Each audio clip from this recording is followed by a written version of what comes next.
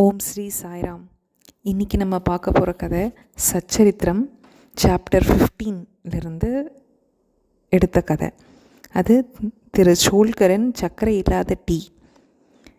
இந்த கதையில் பார்த்திங்கன்னா அது எங்கன்னா பூனா அகமது நகர் ஏரியாலெல்லாம் நானா சாஹேப் சந்தோர்கர், சாய்பாபா டிவோட்டீஸ் நானா சாஹேப் சந்தோர்கர் அவர் வாய் மூலியமாகவும் அவரோட உரையாடல்களிலையும் பாபாவோட புகழை பரப்பினார். அதுக்கப்புறம் தாஸ்கனு மகாராஜ் அவர் கீர்த்தனைகள், நாரதர் அந்த காலத்தில் எப்படி நாராயணான்னு எல்லா இடத்துக்கும் பாடிட்டு போயிட்டு கீர்த்தனைகள் பாடி நாராயணரோட புகழை பரப்புனாரோ, அது மாதிரி தாஸ்கனு மகாராஜ் எல்லா இடத்துலையும் சாய்பாபா படத்தை வச்சு கோயில்களில் சாய்பாபாவோட புகழை பரப்பிட்டு வந்துட்டு இருந்தார். அப்போ அங்கே வர ஜனங்க நிறைய விருப்பத்தோடு வருவாங்க. சில பேர் தாஸ்கனு மகாராஜ் பாடுற பாட்டு இசைக்காக வருவாங்க. சில பேர் அவர் சொல்கிற சொற்பொழிவுக்காக வருவாங்க. அதுக்கப்புறம் சிலர் அவர் நகைச்சுவையாக பேசுகிறதுக்கு கேட்க வருவாங்க. சிலர் அவரோட வேதாந்தத்தை கேட்குறதுக்காக வருவாங்க. சிலரே அவர் சொல்கிற கதையின் முழு உட்கருத்தையும் புரிஞ்சுட்டு பக்தியில் சில பேரே அந்த கீர்த்தனை கேட்ட உடனே அவருக்கு ஞானமும் அந்த கடவுளிடத்துல நம்பிக்கையும் பக்தியும் சில பேருக்கே அந்த மாதிரி அமையும்.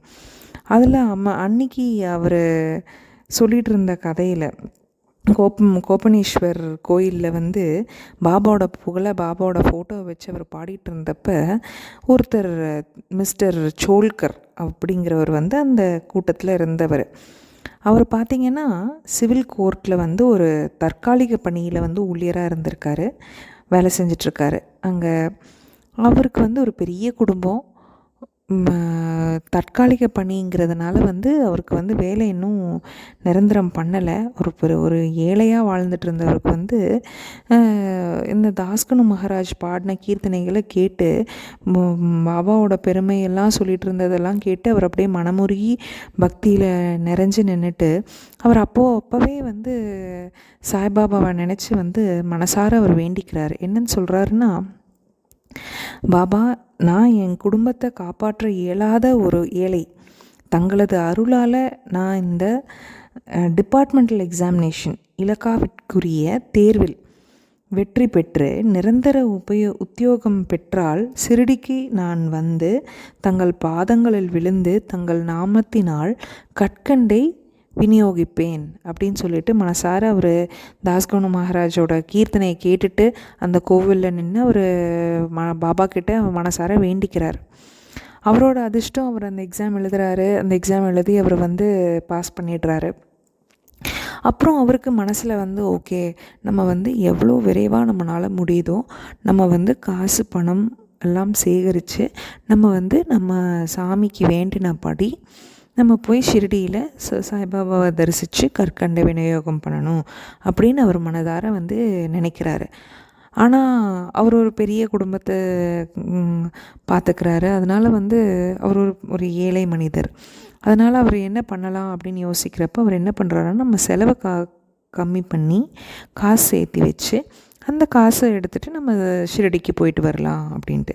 எப்படி எந்த விதத்தில் செலவை கம்மி பண்ணலாம் அப்படின்னு அவரே யோசிக்கிறப்ப அவர் நம்ம குடிக்கிற டீ காஃபியில் சர்க்கரை போடாமல், சர்க்கரைக்கு காசு செலவு பண்ணாமல் அந்த காசை சேமித்து வச்சு நம்ம அந்த பணத்தை எடுத்துகிட்டு நம்ம அதில் சேமித்து வர பணத்தை எடுத்துகிட்டு உணவிலும் தேநீரிலும் சர்க்கரை உபயோகிப்பதில்லைன்னு ஒரு மனதார முடிவு பண்ணிடுறார். அதில் வர பணத்தை சேகரித்து ஷிரடி போய் சீக்கிரமாக பாபாவை தரிசனம் பண்ணணும் அப்படின்னு அவர் ஒரு கோல் வச்சுட்டு அவர் என்ன பண்ணுறாரு அப்படின்னு பார்த்திங்கன்னா, தேநீர்லேயும் உணவிலும் சர்க்கரை எதுவும் போடாமல் சாப்பிட்றாரு.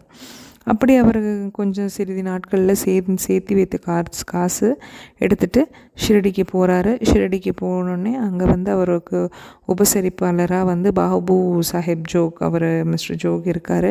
அவர் கூட சேர்ந்து போய் பாபாவை பார்க்குறாங்க.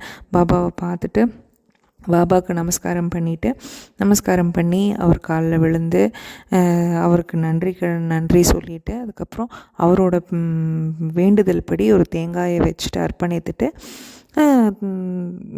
இது கற்கண்டை விநியோகம் செஞ்சுட்டு அதுக்கப்புறம் சரி நாங்கள் போயிட்டு வரோம் அப்படின்னு சொல்லிட்டு மசூதியை விட்டு பாபா கிட்ட சொல்லிவிட்டு பாபு சாஹேப் ஜோக்கும் நம்ம சோல்கரும் எந்திரிச்சு கிளம்புறாங்க.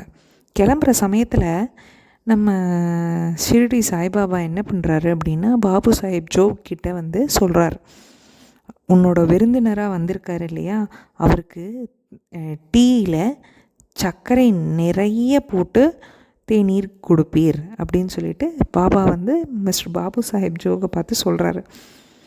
இதை கேட்ட உடனே மிஸ்டர் சோக்கருக்கு ஒன்றுமே புரியல. வியப்பில் செயலிழந்து போயிட்டார். அவர் கண்களில் தன் கண்ணீர் மட்டும் அப்படியே கொட்டிக்கிட்டே இருக்குது. ஓடி போய் திரும்பியும் பாபாவின் பாதங்களில் விழுந்து அவர்கிட்ட ஆசீர்வாதம் வாங்கிக்கிறாரு. இதை பார்த்துட்டு இருந்த மிஸ்டர் பாபு சாஹேப் சோக், அதாவது கூட உபசரிப்பாளராக இருந்தவருக்கு ஒன்றுமே புரியலை. பாபா அவரோட வார்த்தையில் நம்பிக்கையும் பக்தியும் கொண்டு வர வச்சிருக்கிறாரு. என்னன்னு பார்த்தீங்கன்னா, உணவில் தேநீரில் காஃபியில் சர்க்கரை போடாமல் காசு சேமிச்சுட்டு வரணுங்கிறது மனசளவில் வந்து மிஸ்டர் சோக்கர் வந்து நினச்சிட்டு அவர் காசு சேர்த்திட்டு வந்திருக்கார். இந்த விஷயம் சாய்பாபாவுக்கு தெரிஞ்சது. அவரோட ஆம்னிஷன்ஸ் ஆம்னிபொட்டன்ஸ்னால அவருக்கு அறிய வந்து அதை வந்து அந்த அவரோட பக்தியையும் அவர் ரகசியமாக தீர்மானித்ததை வந்து சாய்பாபா தாம் முழுமையாக அறிந்திருப்பதாக அங்கனம் இருந்தபடியே பாபா வந்து சொல்லி அவரோட பக்தியை வந்து ஊர்ஜிதப்படுத்தியிருக்கார். அவரோட நம்பிக்கை, பொறுமை, பக்தி எல்லாத்தையுமே வந்து அக்னாலேஜ் பண்ணிட்டார். அப்புறம் பாபா வந்து சொல்கிறார், என்ன சொல்கிறாரு அப்படின்னா, ஒரு பெரிய வாக்கியத்தை வந்து அங்கே இருந்தவங்களுக்கு எல்லாருக்கும் சொல்கிறாரு. இதனால் என் முன்னர் பக்தியுடன் உங்களது கரங்களை நீட்டுவீர்களானால் உடனடியே இரவும் பகலும் உங்களுடன் கூடவே நான் இருக்கிறேன். இவ்வுடம்பால் நான் இங்கேயே இருப்பினும் 7 கடல் பால் நீங்கள் செய்வது அனைத்தையும் நான் அறிவேன். இந்த பரந்த உலகக்கண் நீங்கள் விரும்பியபடி எங்கு வேணாலும் செல்லுங்கள், நான் உங்களுடையே இருக்கிறேன். உங்களது இதயமே எனது இருப்பிடம். நான் உங்களுக்குள்ளேயே இருக்கிறேன். உங்களது இதயத்திலும் அதை போன்ற சகல ஜீவராசிகளின் இதயத்துள்ளும் இருக்கும் என்னையே எப்போதும் வழங்குவீர்களாக. என்னை இங்கனம் அறிபவரின் உண்மையே ஆசீர்வதிக்கப்பட்டவராகும், அதிர்ஷ்டசாலியும் ஆவர் அப்படின்னு சொல்லிட்டு இந்த கதையை வந்து பாபா வந்து அங்கே இருக்கவங்க எல்லார்கிட்டேயும் சொல்லி அவரோட பக்தியை வந்து ஊர்ஜிதப்படுத்தி அழகாக சொல்கிறாரு. நீ எங்கே இருந்தாலும் நான் அங்கே இருப்பேன். இங்கிலீஷில் அவர் கொடுத்துருக்கிறது, if you spread your palms with devotion before me, I am immediately with you day and night தோ ஐ எம் ஹியர் ஃபிசிக்கலி. அதாவது ஷிரடி சாய்பாபா ஷிரடியில் இருந்தாலும் still I know what you do beyond the 7 seas. 7 கடல் தாண்டியும் நீ என்ன பண்ணுவேன்னு எனக்கு எல்லாமே தெரிஞ்சிடும். உனக்கு எங்கே வேணும்னாலும் நீ போய்க்கலாம். கோ wherever you wish over the wide world. I am with you. My abode is in your heart. நான் உன் இருதயத்தில் வசிக்கிறேன். நான் உன் உள் இருக்கிறேன். And I am within you. Always worship me who is seated in your heart as well as in the heart of all beings. என்னை நீ வணங்கியே இரு. என்னை பக்தியுடன் என்கிட்ட இரு.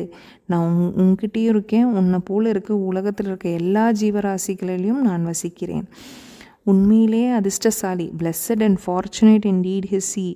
யாருக்கு சாய்பாபாவை பற்றி தெரிஞ்சிருக்குதோ அவங்க எல்லாருமே அதிர்ஷ்டசாலிகள். அவங்க கர்ம பலன்லேருந்து அவங்க கஷ்டங்கள்லேருந்து நான் எல்லாத்தையும் காப்பாற்றவே வந்திருக்கிறேன் அப்படிங்கிற மாதிரி blessed and fortunate indeed is he who knows me thus. சாய்பாபாவை நமக்கு தெரிஞ்சிருந்துச்சுன்னா நம்ம எல்லாரும் இந்த உலகத்தில் அதிர்ஷ்டசாலிகள் அப்படிங்கிறது அவரோட வாக்கியமே.